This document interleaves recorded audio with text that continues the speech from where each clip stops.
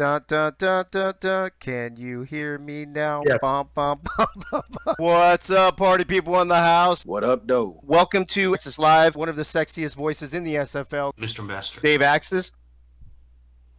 What's up, party people in the house? What's up, party people with the SFL? What's going on this Tuesday night other than the World Series, I see? But thank you for joining me and the World Series at the same time, if that's what you're doing. Thank you very much for joining us. What number are we on now? Is it 109? I'm starting to lose track. You know what? I think I made the decision last night to change this from where is it at? Right here. I'm not calling them episodes anymore. Because I feel like somebody has an episode every show. Hey, yo, what's up, Cliff Allen? Good to see you, buddy.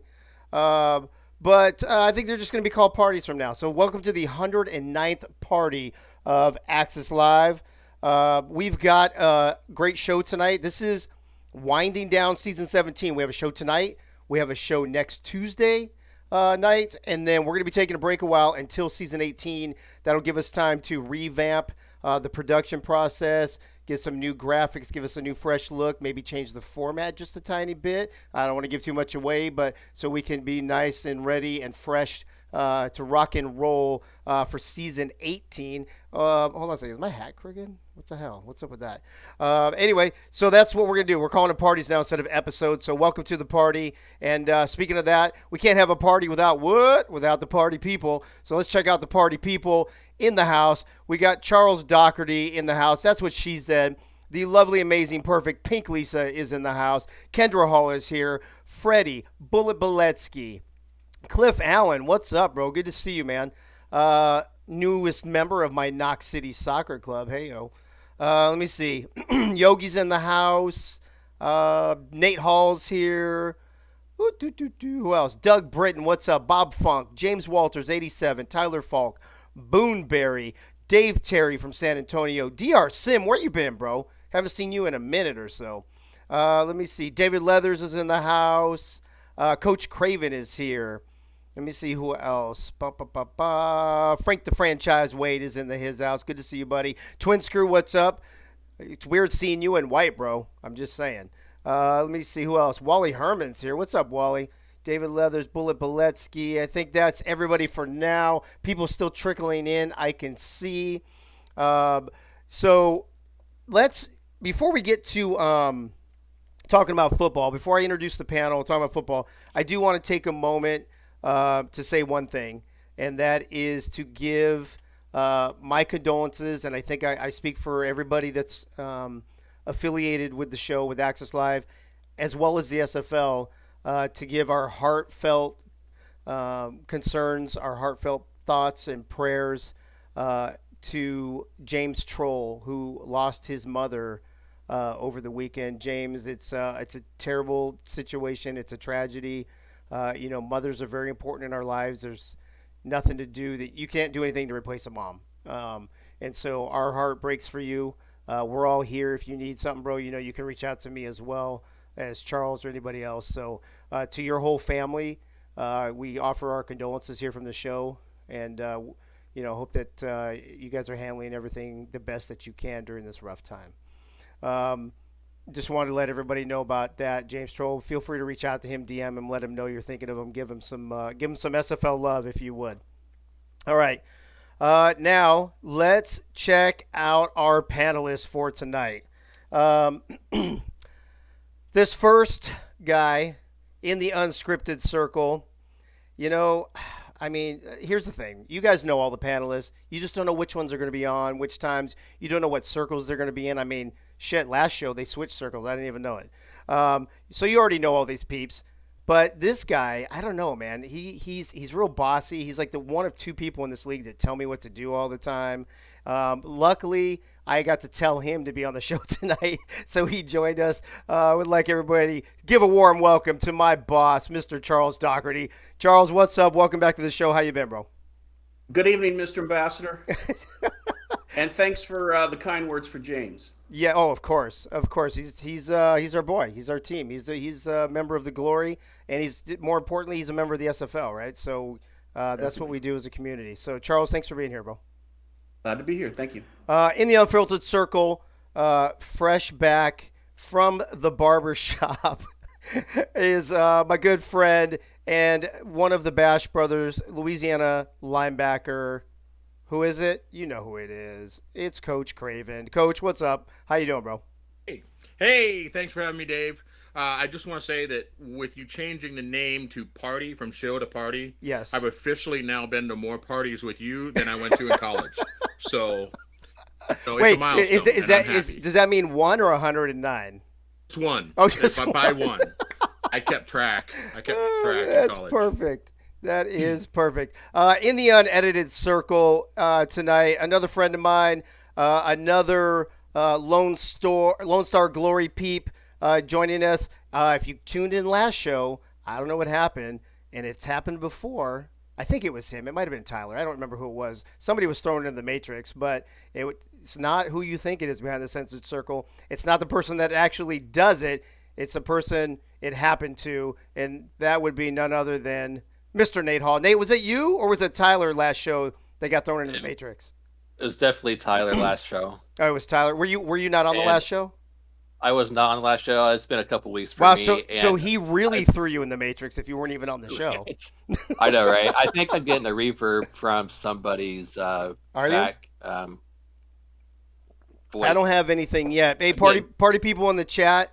As I I'm see a getting few an more echo. come in real quick. If you guys are you guys hearing an echo or reverb or anything like that while you're thinking about that? Oh, look at that. We talk about the Matrix and look who pops into chat. Mr. Bo Morpheus Jr. himself. Bo, what's up? James Troll. Oh, James Troll, you're in the house. Good to see you, buddy. Wiggy 900. Ron Cochran's here. Who else do I see? Cam Curtis is in the house. Achilles, what's up, bro? G Okay. Narmek. Should I know G Narmek? Why does that not ringing a bell? Tell me who you are. Does anybody know who that is off the top of their head? No? Going once, going twice. Either way, welcome to the show. Either way. Let me see. I think that's about it. I think I'm caught up now. All right, now So I was going to say really quick. go ahead. Apparently, I'm just losing it because Kendra said I'm losing it in chat, so I'm just losing it. Apparently you're That's losing it. Randall. Well, apparently Bo Martin Jr. is losing it a lot as well. So we'll see what happens.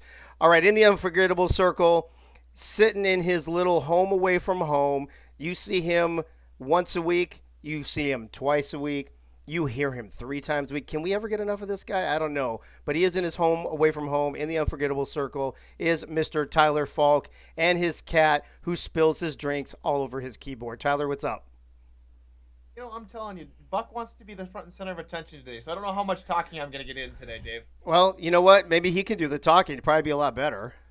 It probably would be. He probably should be the new host at Netma, so. Oh, there you go. All right. So everybody tune in Friday night to Netma with Kendra Hall and Tyler's cat. All right. Let's move on to something that we started last week. I got a lot of positive reviews. A lot of you said you loved it. We're going to keep it going. And that is bullet points. Bullet points with Charlie Beletsky.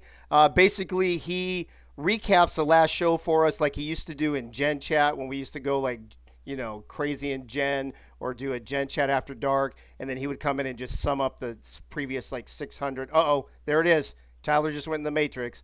Look who the last. Look at Bo Martin Jr. says bullet points, and then Tyler goes in the Matrix. Unbelievable. It didn't want to show everybody Buck biting my hand off. Oh, is that so what it was? I'll Is Bo Martin Jr. protecting you right now? Is that what it is? Yes. That's pretty much I don't what know. I might have to ban Bo from this show. I don't know. We'll see. We'll have to have a vote on that. Can we do it? Can we have a vote? We should do one of those live votes. Should we get rid of Bo or not? All right. Let's get to bullet points by Charlie Beletsky. He is on the phone with us right now. Charlie, what's up, buddy? How are you? What's going on, Dave? Glad to be here. Glad to have you back, dude. You people loved the bullet points last week, so let's knock them out again this week. Last week you had 5 bullet points. This week you have 4 bullet points. Bob Funk already voting for Bo Martin Jr. to stay, apparently. Okay. Let's go ahead. We're giving you bullet points at the beginning of the show already for the next show, bro. Bo is an incredible source of bullet points, so He- we must keep He him. really is. Well, let's get to the first of 4. It might actually have something to do with Bo. Go ahead. As luck would have it, Dave, it does. Oh, that's crazy. So It's almost here- like it's almost like it's scripted.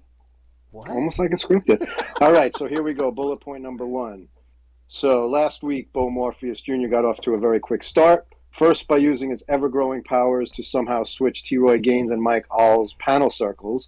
He then followed that up with his signature move by putting Tyler in the Matrix, which he did again today. What is the source of these incredible powers? Could it be the Jim Beam apple cocktail Bo was sipping on? In the name of science, Dave and I have decided to day drink a bottle each in the very near future to prove or disprove this hypothesis. I'm all about the science.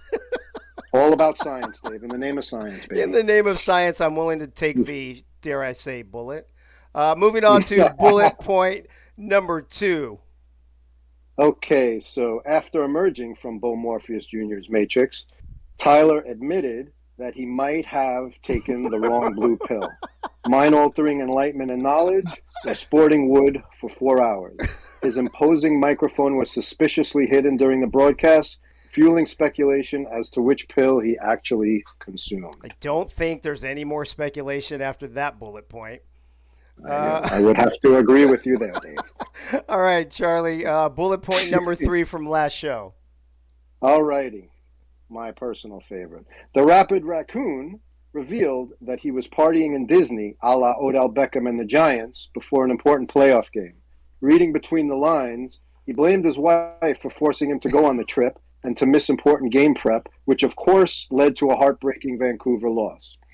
All is good in Raccoon Land, though. Happy to report Mr. and Mrs. Raccoon have survived this kerfuffle. Well, that is good news. See, breaking news and good news always on Axis Live. Before we get to your last bullet point, Teflon Ron in the chat asking, if you take both pills, does that make them purple? I think that's a question only Bo Morpheus Jr. himself can answer, so we'll let him answer that in the chat. As we go on to bullet point, the last one, bullet point number 4 from last show. Charlie, go ahead.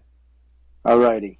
Last bullet point is, Dave, you, Mr. Access, had some sort of alarm go off in his studio during the last show. He said it was a reminder to take out the trash. Nobody at all was buying that. Time to change his Depends. Nap time. 5 minutes to Wapner. SFL Nation will be keeping an eye on this. Dude, I need to find a producer. I need to find a producer or an editor that I don't know how this made it on the show, but this is kind of ridiculous. And look at Bo Martin Jr. saying, bye, Charles. Doing his thing again, man. Send Amazing. him into the Matrix. Unbelievable. I want to ad lib one more bullet point, Dave. Okay. That didn't make it. But Percoco in the chat during the last show, after I started my bullet points, said that I am definitely getting injured in my game that weekend. And you know what? For the first time in my career, I got injured. So I think Percoco and Bo Morpheus Jr. are into some like next level voodoo stuff, and we got to get to the bottom of that. I think that might be something to talk about in future episodes, or I'm sorry, parties. I mean, can we get anything done in a party? I don't know, but we'll try. Charlie, thanks for being here again. Love the bullet points, and hopefully I'll see you next Tuesday. A pleasure, Dave. Thank you. Well, you got to stick around anyway, right? So I'm sticking around. Yes, all right. sir. Sounds good. All right. Let's get down to some football, folks. Let's get down to some. Oh my God, dude, Bo Morpheus is messing with people. Now Tyler's going bye-bye. A couple things I want to talk about before we get into the game recaps. First thing is Hunter sent this to me. Hunter Norwood from Jack's Data sent this to me last show. I forgot to put it on. And he sent me a new updated one a little while ago that I'm going to pull up and read to you real quick. This was basically the percentage chance that each of the final four teams had to make the finals. You can see Baltimore was leading the way with 60%, Florida at about 58%, Mexico at 40%, and Arizona at 42% to make the finals. And then to actually be the champion on the right side of the column, Baltimore with a 32% chance, Florida about a 31%, Mexico City 18%, and Arizona 19%. He sent me the updated version today for just Baltimore and Florida, and it's pretty close, folks. Jack's Data says that Baltimore has a 50.9% chance to win the championship game, and Florida has a 49.1%. It's that close. It's basically less than 1%. So, or just over 1%, I guess, technically. So, I think it's supposed to be 49.9. What is that? 51, 49. Oh no, that's right. 50.9 and 49.1. So that's how close it is, and I think that we're all expecting that close of a game this weekend as well. So let's get to some football. As you guys remember, here's the brackets from the quarterfinals to the semifinals. Arizona beating Atlanta and Florida beating Charleston to meet last week in the semis. And then was it Mexico City beating Vancouver, Baltimore beating Las Vegas. They met in the semis this past weekend as well. And which brings us to our very first game that Charles is going to break down. And what I've asked these guys to do tonight, usually we have each panelist break down a game. But since there's only 2 games, there's 4 teams, each panelist is going to break down a team from the semifinal game. So, Charles, you're up first. Charles has Arizona, and he's going to break it down for us. So, Charles, take it away. Okay, so Arizona was coming into Florida, and they were definitely the underdogs in this game. But you gotta hand it to Eddie and his team. I mean, they fought. It was going into the fourth quarter. It was tied at 14 all, and it was back and forth all game long. I think that one of the things that going up against Florida, I don't want to talk too much about Florida because Coach is going to talk about it. But I think Eddie, if he was on the call, might say that he maybe was hoping that his offense was a little bit more maybe aggressive. Ashley had a great season coming in. The defense of Florida got to her. They sacked her 3 times. She got 3 interceptions. It wasn't the typical Ashley Jackson that we saw. And they also DJ Moses, had a very solid year as well, and he was kept to under 100 yards. So I think there's not really a lot you can say negatively about the Arizona defense. I mean, anytime you keep a team like Florida to around 20 points, 24 points, I think you got a shot at winning. But again, when you're playing, one of the, if not the best coached teams in the league, you gotta get out there quick. You gotta punch them in the face, and you can't let them catch up because they're surgical, man. Florida is surgical. They respond, and when they need to flip the switch, you saw there in the fourth quarter. Again, I'm probably talking too much about Florida. Ron Cochran and that offense, they always rise up and seem to do what needs to be done. Driving 90 yards down the field or whatever it takes to get the points up. But I think that Eddie on the defense side might also say that maybe he wished that his front line. I mean, they did penetrate, they did break down the pass blocking scheme to some extent, but I don't think they touched Cochran as much as they needed to.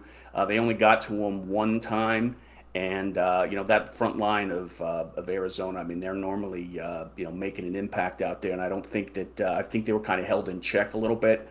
And gave, anytime you give Ron Cochran time in that pocket, he's just going to cut you up like a surgeon. And I think that, they held Florida for the first 3 quarters, but then as things started to get tight in the fourth, I think that's when, they not getting to Ron Cochran really, put them at a disadvantage and allowed Florida to go ahead and win this one. Yeah, I mean, both games this weekend I think were heartbreakers, right? And I know that we know how emotional and passionate Eddie Gage in particular is about this. So that was a very, very tough loss for them. And then you know what the Bible says, right? If you speak of the devil shall appear. And speak of the devil, Eddie Gage is in the house just in time. Eddie Gage, welcome back to the show, bro. How you doing, man? Thanks for making the effort to be here. Appreciate it, man. What up, though? What up, man? Let me ask you, before I throw you over to Charles for his question, let me ask you this. How are you feeling? Are you recovered yet? How's your team doing? How's your locker room doing after that tough loss? Honestly, it was tough, but my squad took it better than I did. I mean, it was like, Eddie, just look at it this way. I mean, each season, we've improved the team in terms of wins and losses and how far we've got in the playoffs. And honestly, the Denver loss last season was more difficult to swallow than this one, but they all hurt Mm. nonetheless. Yeah, I believe that. Charles is here, wants to ask you a question as well. Well, first of all, Eddie, congratulations on a great season. I know you took it tough. You and I chatted, one on one on this, but holding a team like Florida to 24 points and the season that you did on defense and offense, it's commendable. And I expect you to be deep in the playoffs every season going forth because I know we joked about it, but it seems that you've discovered the secret sauce, and you're going to be a contender every season. So hats off to you. But my question is, going into the game, um, the concerns you had going into the game, did any of those play out on the field? I mean, were there any surprises, or did they kind of hit you like you expected them to? It's funny you say that because um, Cam hit me up before I submitted my playbook. Like I think the night before, he asked me how was my Sims going, and I said, Cam, to be honest with you, it's gonna come down to three things. Number one, containing Bullet Bolesky because he was our toughest challenge all week on Sims.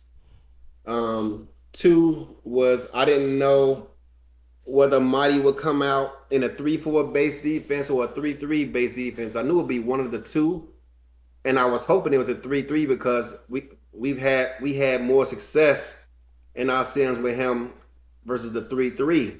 Overall versus run and pass. And I watched a lot of tape, went back and watched a lot of games from Florida, and they only used the 3-4 a couple of times that I remember. And I kept telling myself, Lord, please let him come out at 3-3 this week, because if he does, I like our chances. And sure enough, it came down to that. I added the 4-4 defense along with the base 4-3, and I hadn't done it all season. And the only reason I did it was because of two run sets that he had in his playbook. And sure enough, I mean, my memory may be faint, but I don't think I seen either of those run sets the entire game. I'm like, man, I put this in here just for this, and I haven't seen it run yet. It may have came to fruition, but I don't remember seeing it. And sure enough, his long touchdown run came when we were in that 4-4 defense. I seen my outside linebacker Sean Moore, he got blocked. I think it was a tight end that got him, and then a fullback got Joey, and he was off to the races. I'm like, God! And when they shift, at first we was okay, but then they shifted a bit to the to the weak side, and I'm like, oh no, please go back. And you know how that works, Charles. They didn't, and it was off to the races. But then on that first drive, they went for it on 4th and inches. And I could have sworn Bullet was short, man. And we were celebrating in the locker room. We had the video chat going on. And when I saw him get tackled, I'm like, oh, okay, that's what's up. We out the field. I'm like, wait a minute. Why they saying first down? Oh man, we was pissed. But I mean, at the end of the day, credit goes out to Mighty and his organization. They put together a game plan, and I knew we would be okay versus their passing game because everything I put forward was working.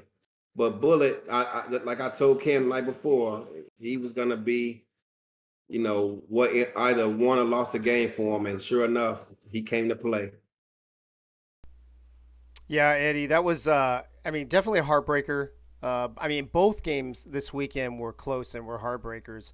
Last thing I want to ask you before you bounce, and by the way, everybody, Eddie's he's traveling for work. He's at a job site. He's making time just for us, for No, you, I for the. just walked in the door. What's that? I'm back home. I Oh, just oh, walked in you, the oh, door. you made it back home in time. Okay, all right, sweet. I thought you were gonna have to call me from the road or whatever.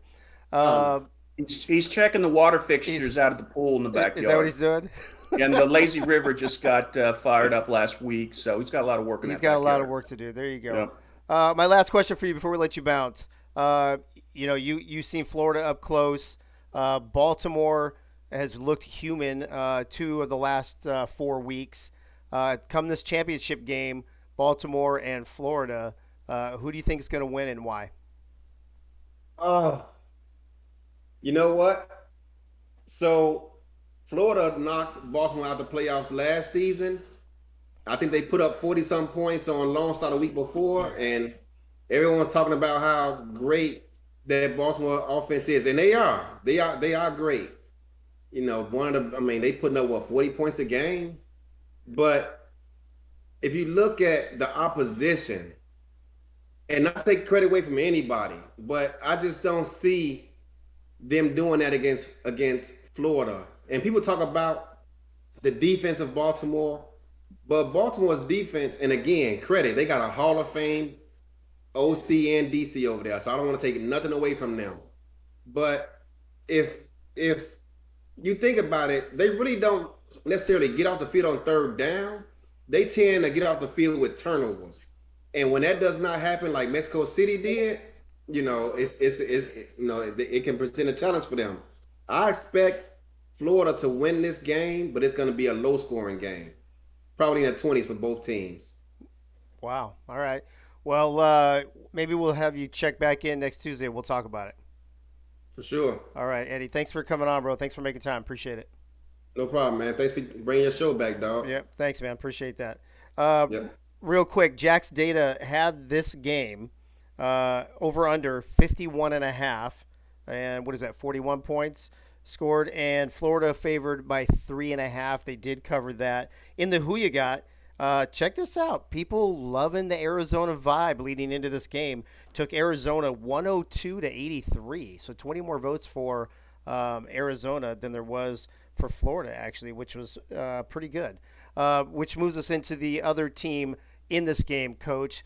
Florida basically needing everything they could muster to squeak out this game, including a little bit of luck, maybe a little bit of AI, what have you. Not taking anything away from Mighty, but I'm saying this game was so close. Those tiny little fractions make all the difference in a game like this, right? Tell us about Florida in this game. Well, Charles took all my points I was going to say, so Okay. I'm out. All right, so Nate, on to you. No, here's the thing. Nothing against all those Who You Got folk, and we all know, I mean, I've said publicly many times, I'm always rooting for Arizona unless they're playing me. I picked Florida, and I think the people that were looking at Arizona aren't paying attention. Florida, Slim Shady and I talk about this all the time when we do our marathon shows and we ramble on and whatnot.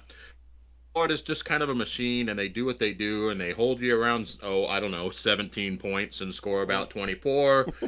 And it's surgical. That word got used, and it was a good word here. Let's look at this game, right? Bullet goes out. Had a fantastic game overall, by the way, but Bullet goes out. You barely noticed. They kept moving. Arizona looked fantastic. And then we get in the fourth quarter. We haven't heard from Stephen Bush, and all of a sudden he looks like an all-star. I mean, it's just this game was fantastic. Both the games were fantastic. Both the games were a masterclass in game planning. Ultimately, 3 interceptions, and that's not to take anything away from Arizona, but 3 interceptions to 1, 3 turnovers to 1. Yeah, it's a big And we deal. didn't have anything. There wasn't anything in here that you couldn't plan for, like an onside kick or a kick return or something like that happening.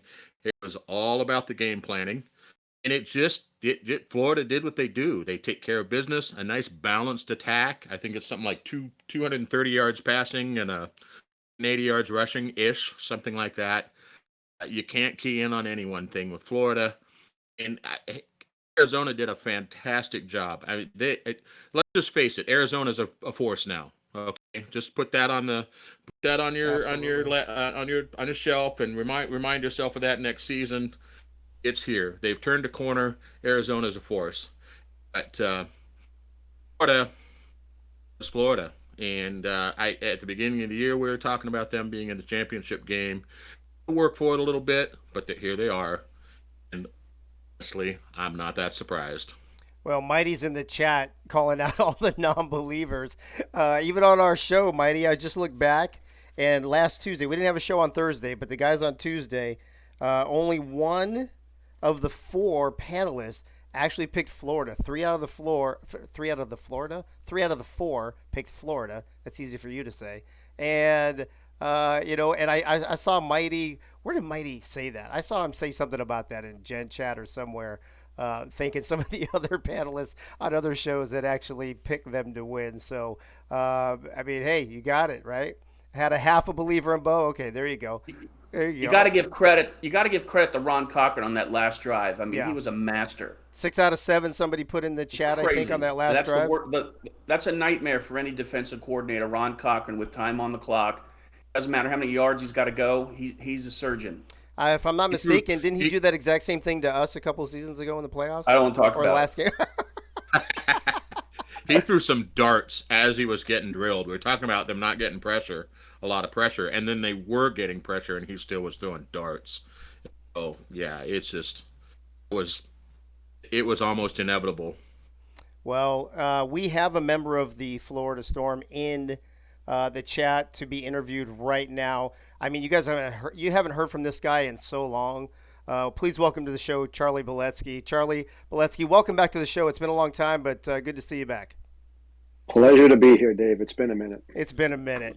Let me ask you this before I throw you over to Coach, before I throw you to the Wolves over here and Coach really digs into you. Let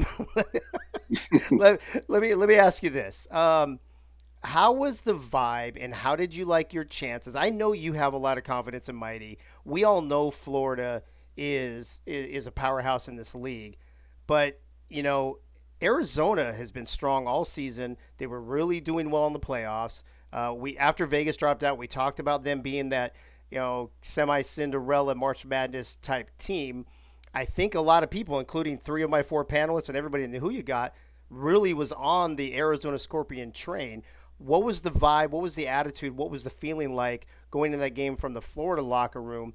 Were you concerned? Did you think you had it in the bag? Was there just a mutual respect? Kind of break that down for me from the locker room perspective.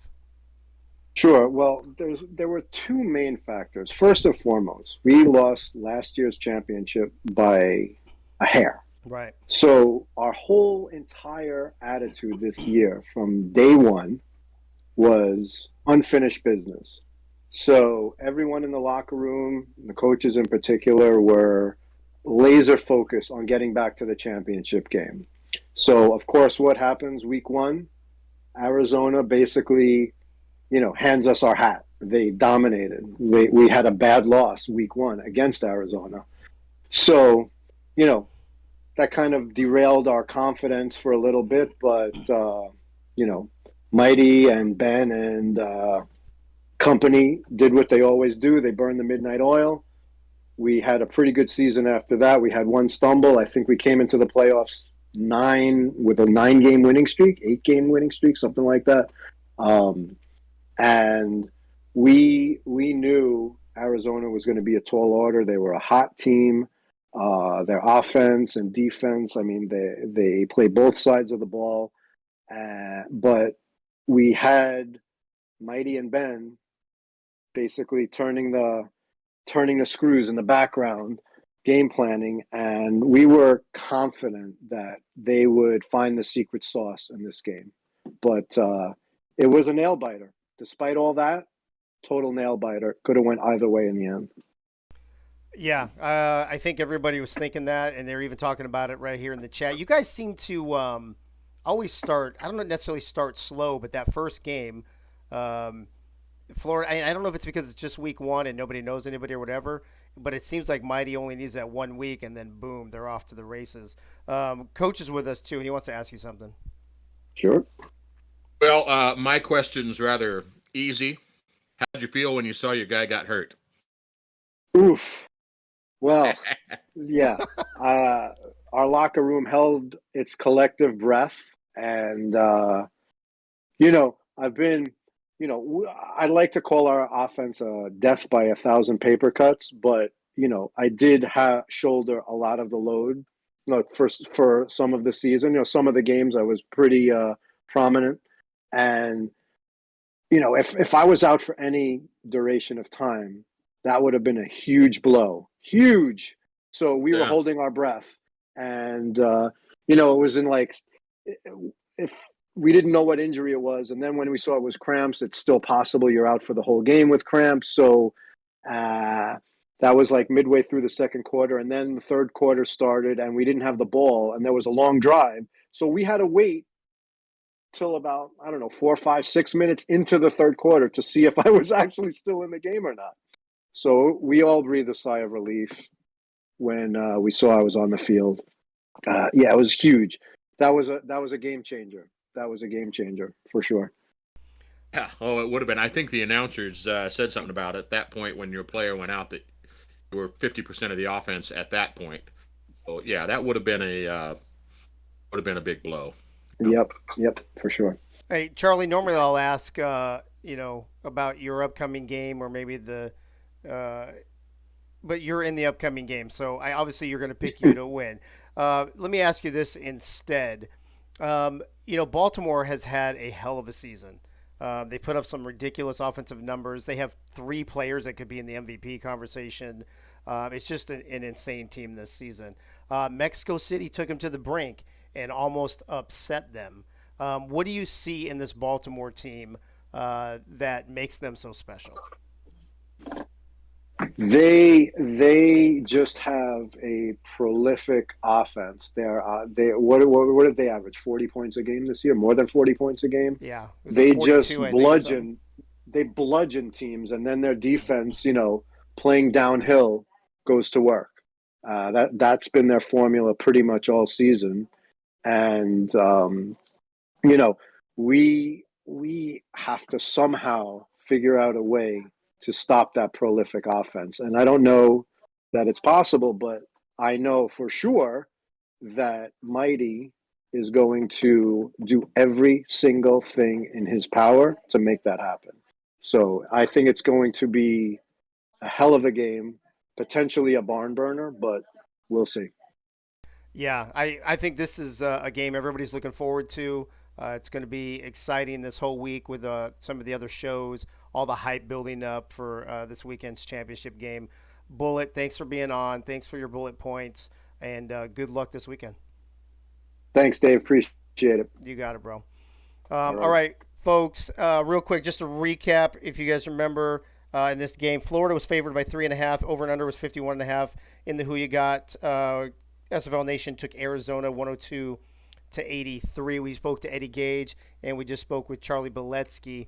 Normally, right now would be Gunny time, but Gunny is running behind because this guy had the audacity to go to dinner and watch his hometown Braves game. I don't know what his deal is with that. I'm gonna have to get on him. I'm gonna have to give him some NJP when he gets back. Hey yo. So what we're gonna do is we're gonna move on to the next game, and then whenever Gunny gets here, we'll just squeeze him in. So moving on to Mexico City, Baltimore, and oh my gosh, Nate, what a game! What a crazy game! And what an incredible turn of events that had to take place for Baltimore to win this game. Tell us about Mexico City and how they came this close to moving on to the championship game. Yeah, definitely. So I was kind of looking for Cam to come in and chat because he would be the first one to tell you that I wasn't giving Mexico City a lot of love to even make this a close game uh, coming into this weekend. But and I see Tyler over there nodding his head vigorously. But yeah, I thought that if Mexico City, there was going to be 3 things that need to happen for Mexico City if they're going to keep this game close and maybe even squeak out a win. Number one, the Matt Wilson to Mike Daggs connection was going to have to be hot, and they were going to have to keep it going all game long. Well, they did that for most of it. When Mike Daggs gets, I think it's double figure catches, 10 receptions for 153 yards and a touchdown. I mean, when that connection's on, they're pretty unstoppable.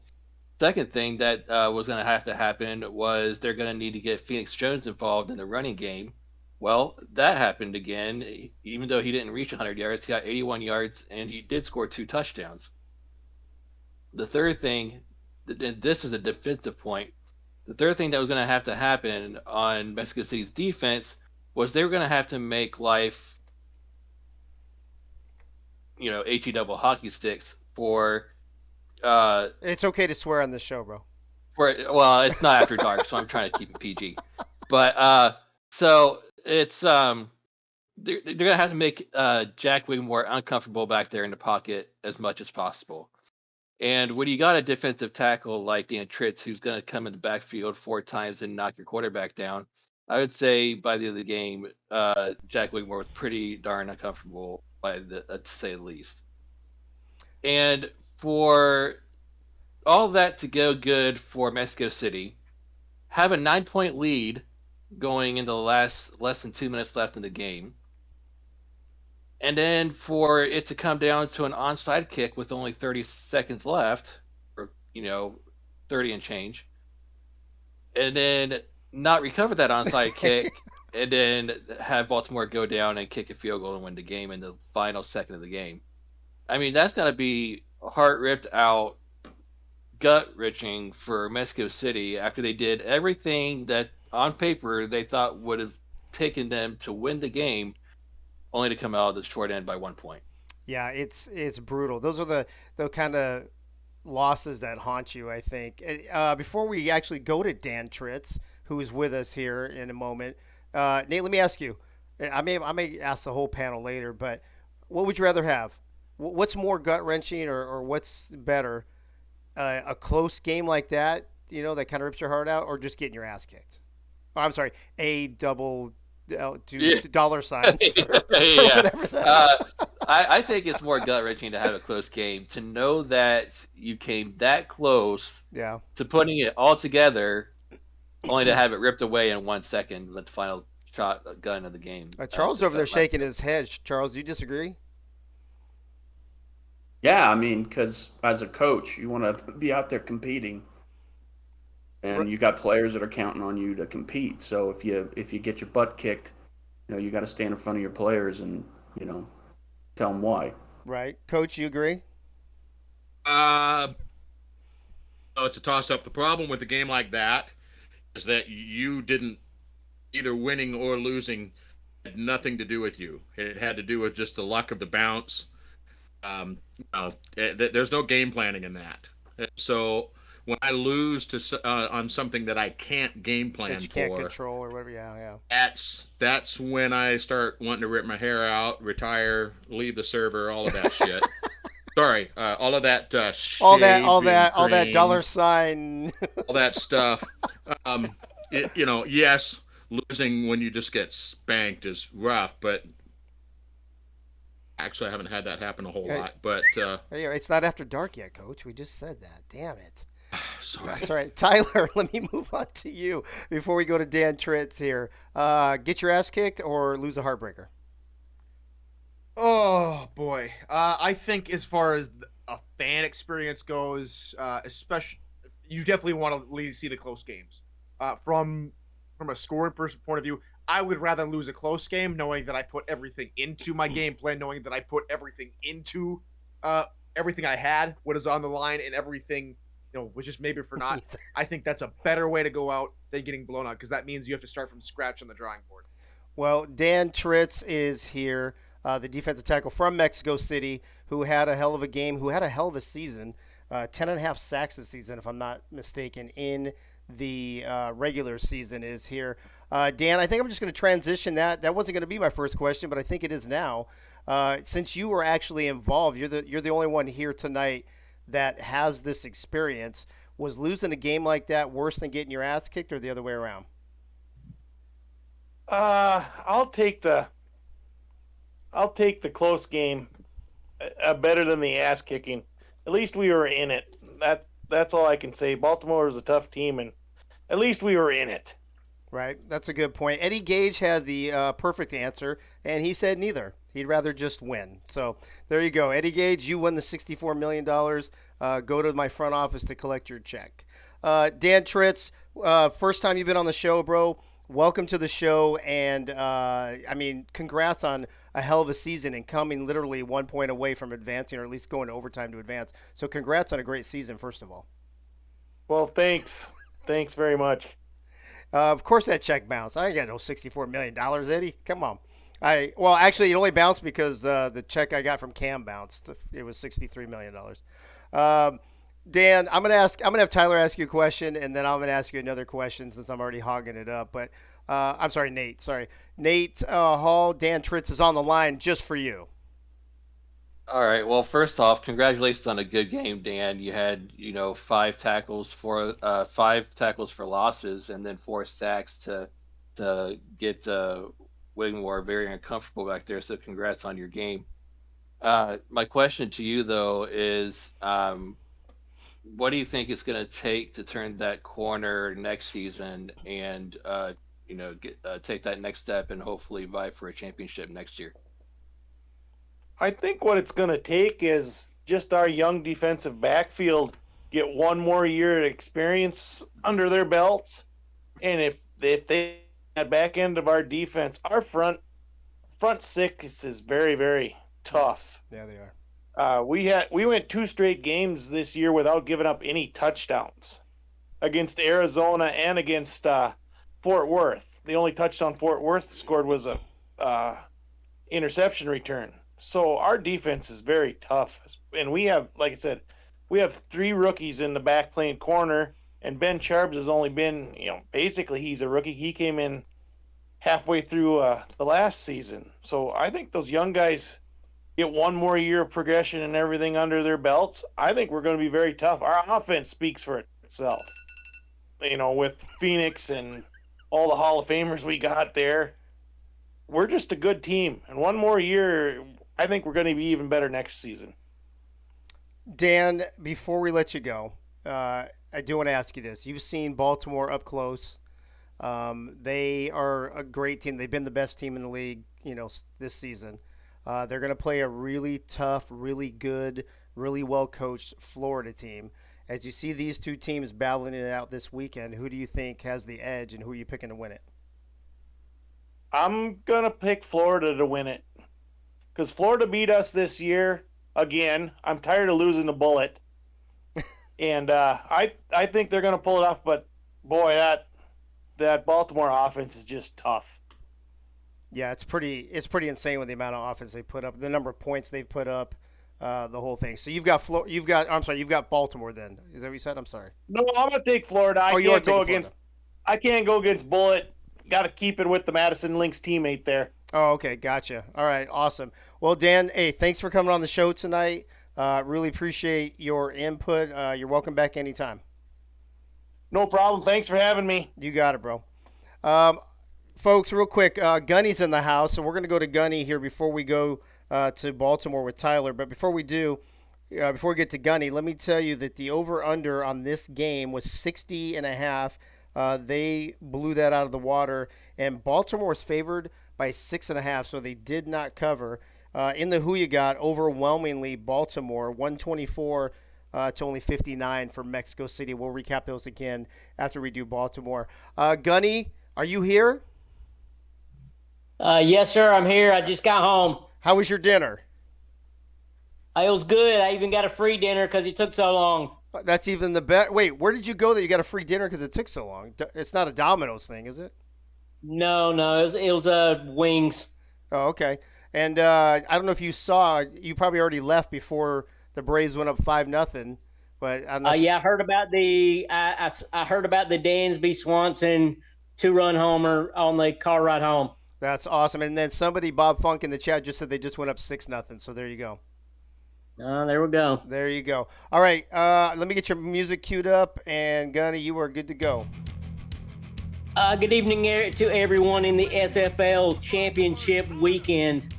I had some notes about how each division fared in the season this year, but I can't seem to find that piece of paper, so I'm going to hold that off until Thursday. But we'll go ahead and say congratulations to the final two, the Florida Swarm and the Baltimore Vultures, on reaching the championship game. Also, outstanding seasons to the Mexico City Aztecs and the Arizona Scorpions. Congratulations on making it to the Final Four and the semifinals. I expect you gentlemen to be back in the playoffs again next season. Some tidbits. Gunny was in 1995. The Braves won on Game 6. Gunny was 26. This year, 26 years later, Gunny's 52. They're about to win in Game 6, 26 years later. So, everybody look out. 2047, Gunny will be 78. The Braves will win another World Series 26 years later in Game 6. 2047. With that, that is all. Go Braves. So as long as the Dodgers win all the ones in between, Gunny, I'll be totally good with that. How about that? How's that for a deal? Hey, just as long as I'm here at age 78 to see another one in 26 years, I'm good to go. That's awesome. Hey, you didn't use your notes like as a napkin with your hot wings, did you? No, I did not. All right, just want to make sure. Gunny, we're not going to go ahead. Yeah, I had these notes last week. I don't remember what I did with them because I forgot we didn't have a show last week, but I already had notes ready. All right, just a heads up, we're not doing this Thursday either, but we will have a show next Tuesday. It'll be the final one for season 17, so that'll give you a week more to find them. Hey, sounds good. I appreciate it. You got it. Thanks, Gunny, for being here. Appreciate you. Yes, sir. All right, folks, there is the wisest man in the SFL, Gunny with his pearls of wisdom.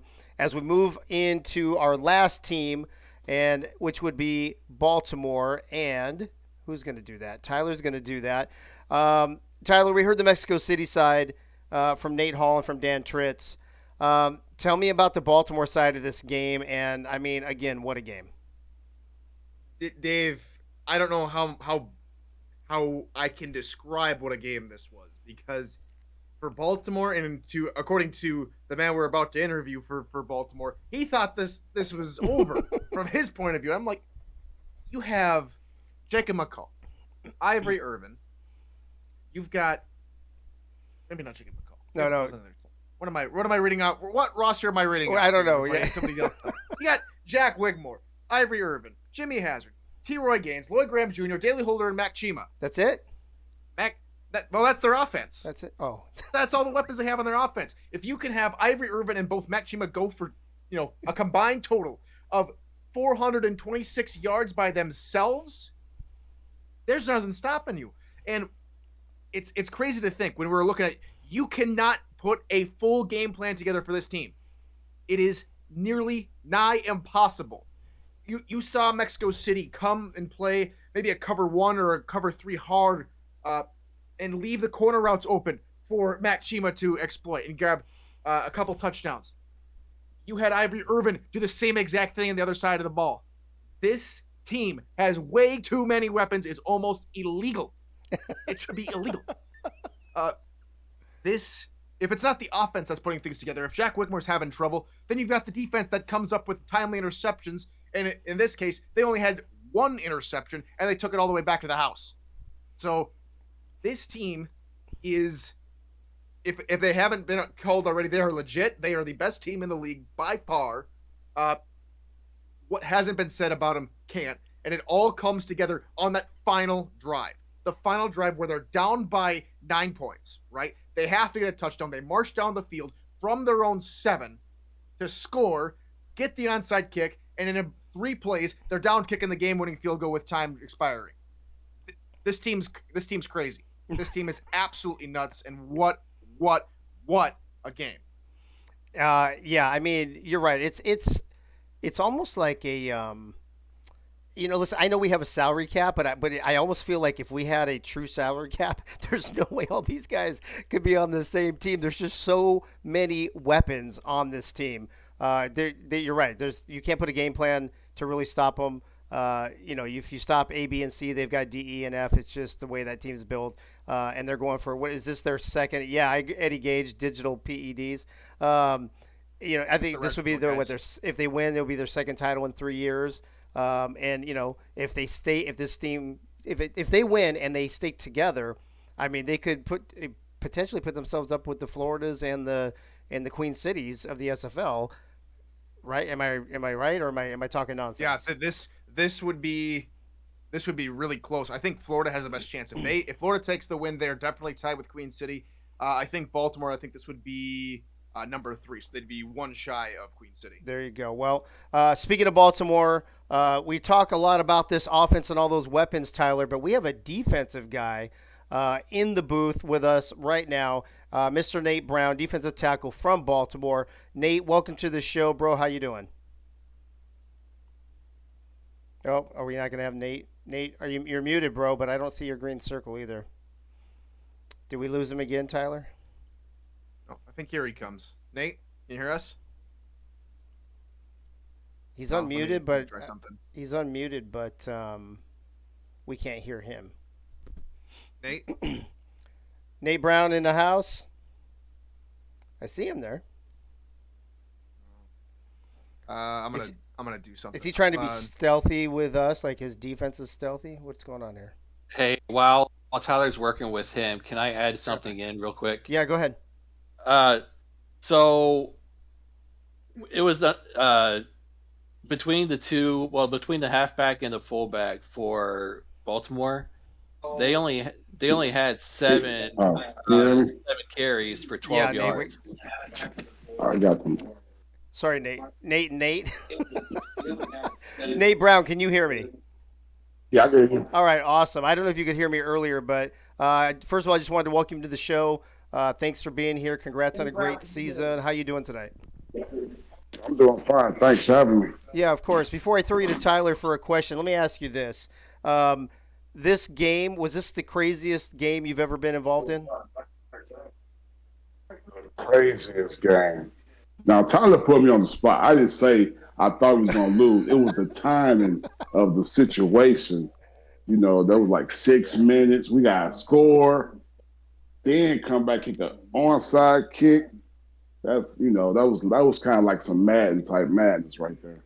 It was crazy. Tyler, what do you got for Nate Brown tonight? Nate, again, I did kind of put you on the spot. Good recovery. What I got to say is, again, congratulations to you guys up there in Baltimore. You guys are hosting the championship this time around, so instead of having to go across country, you're bringing it home. You're bringing it home this season. What is the game plan? You're one season removed from getting your last championship.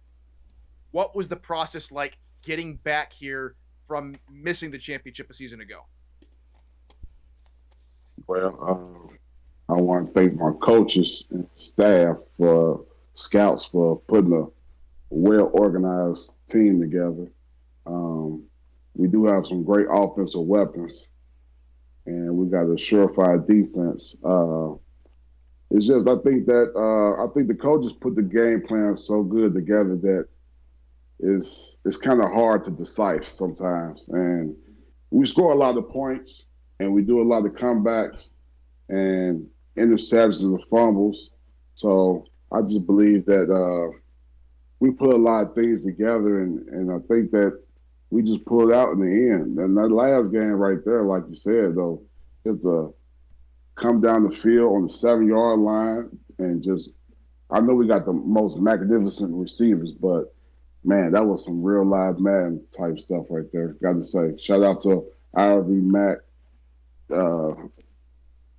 Graham, Holder, and can't forget the Duke and Gaines, and can't forget about the main man, Jack, throwing those completions. Nate, before we let you go, let me ask you this. You were on the defensive side of the ball. Nate Hall mentioned about you getting into the backfield a lot.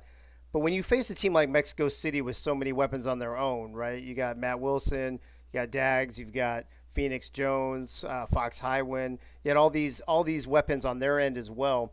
What was the toughest part for your defense? I mean, let's be honest. 44 points is a lot of points they scored on you. Luckily, you've got that high-scoring offense of Baltimore. But what was the toughest part going against that Mexico City offense? They tight ends.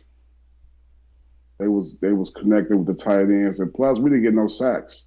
Right. I think we touched the quarterback probably about 3 or 4 times, but we had no sacks. And we don't get no sacks, then that doesn't cause no interceptions or no, you know what I mean? It doesn't cause no disruption. So if we don't get those type of things, that's kind of like a extra a commodity to our team that, you know, that's like a 12th man. If we don't get no fumbles or no sacks or no type of turnovers, it's kind of like we basic, but, we always pull it through, except for that last game, but, Right, it happens. I mean, nobody's perfect, but man. But hey, first of all, congrats on a phenomenal win in a phenomenal game and a phenomenal season. I mean, you guys have really run it, from A to Z. Good luck this weekend against Florida, and thanks for coming on the show tonight. No problem. I'll be back for sure. We'll be here waiting Thank for you, you. bro. You got it. All right. You have a good one. Thank you. You too, man. That was Nate Brown, defensive tackle for Baltimore, folks. Real quick before I go back to Nate Hall to finish his thought a moment ago, just to recap, Baltimore was favored by 6.5. Over and under was 60.5, and Baltimore dominated the Who You Got 124-59 from SFL Nation. Nate, what was the point you were trying to make while we were trying to get the other Nate on the line? Just imagine how many more points Baltimore would have scored had the running backs been more involved in this game. Because, like Tyler said, the wide receivers took over this game with over 400 receiving yards. But when your running backs only get a combined 12 yards on 7 touches, and then only get another 30 yards in the receiving game between both Gaines and Hazard, just like Tyler said, it's one or the other. You can't game plan for both the receivers and the halfbacks. They'll burn you one way or the other. And just when Mexico City thought that they had a good game plan to keep their running backs quiet, they just Waymore went off, and then the receivers had a big game. Yeah, that's a great point, actually. Folks, that is your semifinal wrap up. We are going to do some pick'ems here in a moment, but before we do, I just want to remind everybody. Oh, it came out smaller than I thought. That's what she said. So I forgot to put this. All right, well, hold on. Let me see what I can do here. How about this? Why don't we do a little bit of this action, and we'll just fix it on the fly. How about that? Do you like apples? All right. So this is the breakdown. You had Arizona and Florida. There's a score. There's the over/under. There's the spread. The same with Mexico City, Baltimore in the semifinals. As we go into this game, and this is why I wanted to pull this up for the pick'ems. You see, Jack's data has this game at 64.5. I think that's a 6. Is that a 6? It's so small I can't even see it. Oh, that's what she said again. Dude, they're just rolling off the tongue tonight. I'm sorry. That's what she said. Dude, this is terrible. Who tunes into this show? I'm just trying to see if I can make this even bigger. I wish. Where's Hunter Norwood when you need him? Oh my God, it is a 6. 64.5. I don't know that I've seen anything that high in quite a long time. They've got Baltimore favored by 3.5. So we got 64.5. You got 3.5, and there you go. So I'm going to start with Charles, and I'm going to get rid of this after dark, and I'm going to get rid of that, and let's do that. Look at that, doing stuff on the fly. What can I say? Charles, as you see what Jack's data has put together, and I've asked you guys to come up and give your picks and why as well. Who do you have winning the Season 7 SFL Championship and why? That's hard. I'm only picking Baltimore because they're home. that's your whole reasoning? That's about it, man. I think they're evenly matched. It's going to go down to the last possession, and I think Baltimore's going to walk away with it. Do you anticipate another crazy game like we saw this past weekend? Then is that what you're saying? I think Baltimore may pull ahead, and then Ron Cochran will start doing his magic in the fourth quarter and bring it close. And then Baltimore will get a last second field goal, something like that. Love how I put it. Yeah. I'm putting words into Charles's mouth. All right, I wrote it down. I'm just looking at the comments. I mean, it's a close game. Come on, guys. It is. Give me a break. It is. So Charles is taking Baltimore in a close game. Coach, what say you? Interest of consistency, because I said on Ashley's show that I can't root for Baltimore now, I'm picking Florida. You are taking Florida. Is it going to be close? Of course it is. It's going to be close, and it's going to come down to either a turnover or something you can't game plan for, like a kick return or another onside kick. Both of these staffs aren't going to make a mistake. This is going to be a master class in game planning. That's not going to be what wins or loses the game. It's going to be something you can't plan for. It's going to be close, and I'm picking Florida. Okay. Nate Hall. Baltimore is the home team. So Florida, Baltimore for the Season 17 championship. Who do you got? I've got Baltimore, and I've already mentioned the reason why earlier. You just can't game plan for this squad who likes to if you game plan for their receivers, they'll burn you with the running backs, and if you game plan for the running backs, they'll burn you with both Irvin and Mac Chima, and even get Lloyd Graham Jr. involved in there. So it will be a close game. Ron Cochran is going to come out, guns ablazing, and Charlie Bullet Biletzi's going to have a good game as well.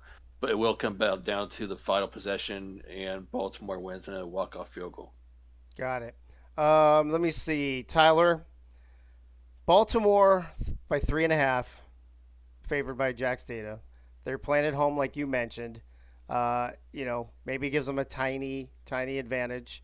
But this is a really tough Florida team. Who you got? You're going me, Dave? Are you Tyler? I guess so. I didn't hear my name. So. I don't know what's going on. There's something going on with my microphone. Somebody thought I said season 7 in the chat. They said that, so they didn't hear the teen. And then I guess you didn't hear Tyler. Am I not coming through all the time? It must be the T's. Yeah, we're always on the T's, but Tyler. Okay, go ahead. All right. So I did a little bit of research, and by process of who beat who, Florida has beaten London, which is the only team this season that has put a dent into Baltimore's game plan, and that was back in week 10. So either Baltimore just caught off guard one week, or Florida might have the consistency to run with Baltimore the entire 44 plus minutes. I say plus because, unlike my prediction with Florida and Arizona, which nearly went to overtime, I think this game has a much better chance of going to overtime than any other game in these playoffs. If I remember correctly, we have not seen an overtime game since week 11, maybe. I think that's a really good question to ask this fellow historians. Anywho, this game's going to be tight. I think the over/under is perfect because it will be a field goal that wins it, and it will be Baltimore who wins this football game. Baltimore, okay. And then we got, hey, Gunny, are you around? I was going to ask you for your prediction earlier, and I forgot. Who do you got between Florida and Baltimore? I'm going to be selfish. I'm going to vote for 2 Metro Atlanteans, Frank Smith, Atlanta, Georgia, Austin Brigham, cornerback for the Baltimore Vultures. I'm taking the Vultures by a field goal by Shark Tarkenton, just because it reminds me of the basketball coach that always chewed on a towel, and Fran Tarkenton of the Vikings, which also played at the University of Georgia. So there we go, the Baltimore Vultures. Awesome. All right. Thank you for that, Gunny. That wraps up party number 109. I don't really have anything for After Dark. I've got a few things I do want to mention. First of all, for those of you who normally tune in Friday night to watch NETMA, that show will be moved to Saturday before the championship game. NETMA will kick off at 1 p.m. Eastern. Eddie Gage, you're in the chat. Let me know if you're doing your show this week while I'm talking. Also, I don't know, Coach, do you guys have a time or a date for your second show yet? They were just talking about it in the server, and I've been distracted, so I couldn't tell you. Okay, no worries. I know Cam Curtis earlier said they didn't have anything yet. I just didn't know if you had anything since then. Eddie Gage in the chat saying he will be throwing money down the drain at the racetrack on on Friday instead. So he will not have a show on Friday. Say it with your chest. And then, Bob Funk, what happened to you in your shower? I forgot all about that. That's right. Bob Funk, thanks for reminding me. All right, so you guys, everybody knows that, you know how smell is connected to taste, right? Everybody knows that. And that's a really weird way to begin a story about me. The hell are you going with this? Shower. But here's what happened. All right, so for example, right? You know, if you're going wine tasting, you don't eat mint gum, right? Because it messes up the taste. Some people who eat cilantro, they taste soap in their mouth because it's just this weird thing. There's a lot that goes on between smell and taste. So I don't know about you guys, and maybe not because you guys have hair and I don't, but I use like face soap in the shower on my head and my face. and I was scrubbing so viciously today. And I've got the ones with the little micro beads, and I'm like doing this and and I'm doing this, and next thing I know, I've got a finger full of soap jammed all the way up my nose.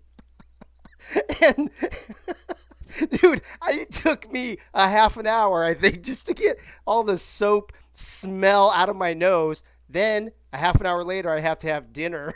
And Lisa made this great like pot roast, macaroni and cheese, all this stuff. And I'm like, what is wrong with your cooking? What is wrong with this food? And apparently it was the soap up my nose still messing with my taste. So my shower ruined an entirely good meal. And that's my story. Hey, I'm just saying, if you haven't tried it, if you don't believe me, shove a bunch of soap up your nose and go have dinner and let me know what happens. So there you go. That's what happened to me in the shower. Yes, Bullet, I am off the rails right now. And, hey, Twin Screw, I'm not going to answer that on the air, but all of you guys are going off. You think I'm going off the rails? This chat is going off the rails. Oh my gosh, Becky. All right. I think that we do not condone the actions of our host. Hey, I'm just saying, I just thought that was a funny little story I might want to share, with hundreds of people. That's all. All right, moving on, if I can. I normally don't talk about other leagues that much on this show just because there's so much going on in the SFL. There's usually just not time to do it. But there are a couple things I do want to mention about some other leagues. The SSF, the Simulation Soccer Federation, is down to their final four. They are in the playoffs. I think this Thursday or Friday night. It got switched to it's this Thursday night. Sorry. This Thursday night. That's part of why I'm not having a show, because I own one of the teams in the playoffs. So Simulation Soccer Federation playoffs on Thursday night, if you're interested in that. Also, GOALS stands for it's an acronym, Great One Hockey League Simulation. They are also in the playoffs, so you can hit up Eagle or Wink about the soccer thing if you're interested in watching that, or you can hit up Thomas Smith or Tom Krieg if you're interested in watching the hockey playoffs.